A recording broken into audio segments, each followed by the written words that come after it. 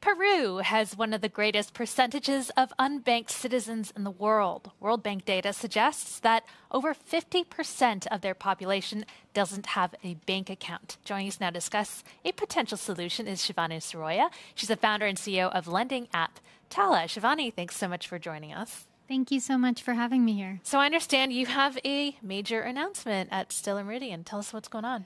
We do. So we are launching our first crypto wallet.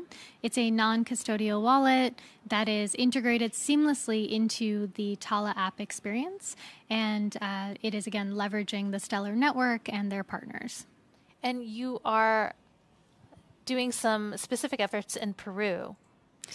Yes, so it's available first in Peru, and it is really about how do we open up access to financial services to the global underbanked, starting in Peru, and then hopefully bringing this to other markets that we currently work in, but also throughout the world. So I'm just looking at some stats here. Peru, their population is 34 million. They have one of the lowest inflation rates, at least in Latin America. So they do have several unbanked and underserviced communities there. So zeroing in, why Peru? What's the problem there, and how are you solving it? So we started in Peru because even though we see, again, that it is a somewhat developed market in Latin America, we see that the majority of the population still doesn't have wide access to traditional financial products. So this is both, full financial services, savings, deposits, payments, and credit. So we see that with the unbanked, but what we also see is that even customers that have traditional bank accounts are really getting limited access to credit and to these kinds of services. And so we feel like this is an opportunity where it's a market where there is adoption of crypto, a regulatory environment that is accepting of this, where we can, again, leverage this technology and bring in a suite of products that are both for the unbanked, but also customers that are still right now not getting the access that they need from traditional banks. I guess, Shivani, I'm interested, one, in, for our audience, just maybe talking about what Tala is in general. Sure. And then secondly, in a lot of your materials, you talk about this idea of really supporting the global majority. It's a term we've heard now a couple of times today. How are you defining that, and how do you think the financial communities have not stepped up to the plate to serve them? That's a great question.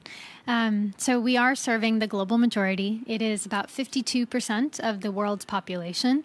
It is a segment that is really overlooked by traditional institutions. I would say both from a need aspect, but also from a capabilities aspect.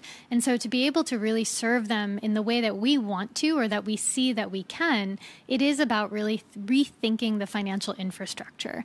And this is where Tala has been, working for the last 10 years to leverage the best-in-class technology, whatever is available at the time. So starting with feature phones, moving to Android technology, now leveraging blockchain and AI to really be able to widen that access to traditional products.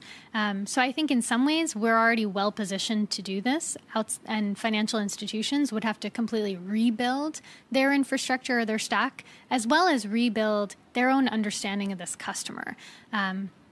So I think that's one why this segment has been really left out, but I think it's why that there's such a massive opportunity.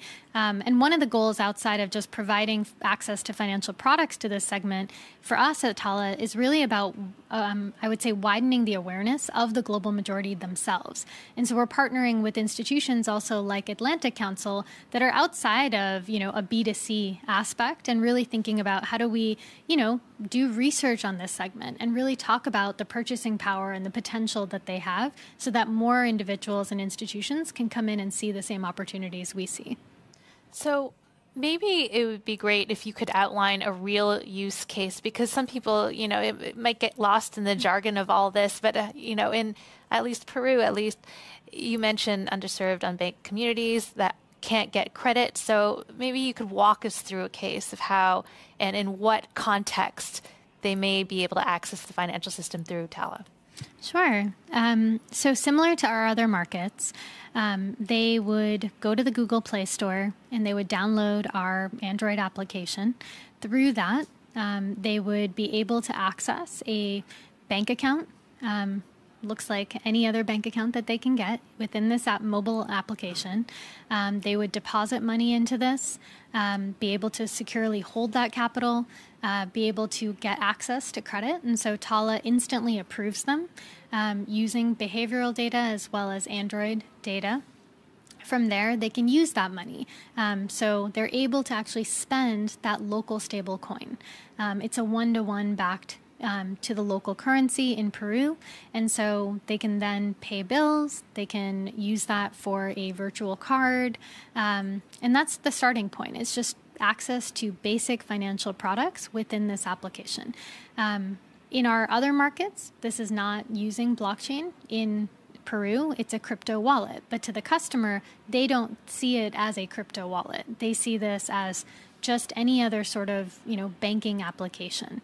And so I think that's the power in how we've built this, and the beauty of it is that it's masking the crypto aspects and making it really understandable and easy for this customer to use. So they can buy things with this app in their local markets, and in the background, it's doing all the conversions, currencies, and or fees in the background. Exactly. And then again, by leveraging blockchain, it's seamless, it's faster, it's cheaper. And so we're able to then pass on those savings to this customer as well.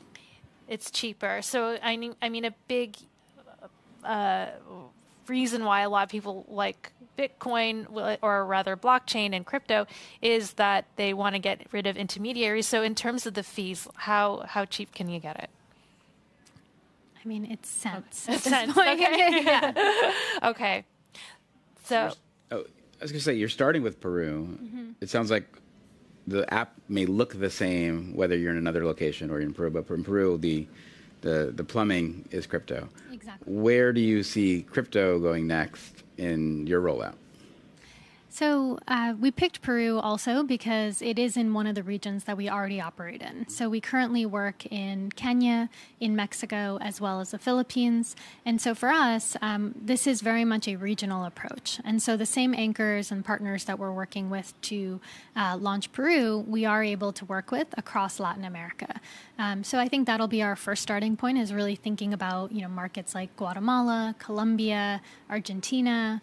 And then from there, start to think about, Southeast Asia and other markets where, let's say, they are maybe more crypto-friendly or already have early adoption. This is also another question I was asking another project, but in terms of challenges, would they include, access to a smartphone or internet connection, and how do you deal with that? So at the moment, we are Android, only available on Android. But what we're working on is also thinking about, how do we work offline? How do we also work in a web app situation? And so I would say next year, that kind of dependency will be removed. And that's what I'm excited about, is as we think about access to the global majority, we have to be extremely interoperable and available wherever they are. Mm-hmm. And some of the projects we've spoken with might have 25,000 users. Tala has like 10 million users, right? We do. Yeah. So you have a lot of people who are utilizing the app, and you're playing in the billions of dollars of payments, remittances, loans, etc. So I guess, is this really also a test case for you to say, how do we then continue to roll this out, and how does that benefit us as a forward-thinking innovation company? Completely. So in the last 10 years, we've served nearly 10 million customers across these three major regions. We've already dispersed over $5 billion in access to credit to these customers. And so as we think about leveraging this technology, it is about accelerating that expansion and that value that we can provide to our customers. Excellent. And you mentioned AI. So we have to ask how you're using it, and what sort of how is it like productizing your opportunities even more? So I go back to the starting point of starting with where the customer is and understanding their pain points.